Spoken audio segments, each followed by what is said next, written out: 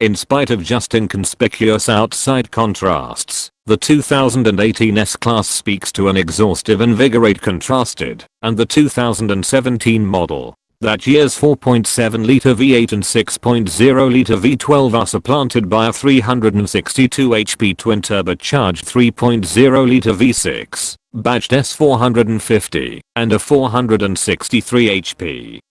Twin-turbocharged 4.0-litre V8, badged S560. The V12 lives on in the Mercedes-AMG S65 and the Mercedes-Maybach S600, both looked into independently. A year ago's module half-and-half model, named S550E, is ended.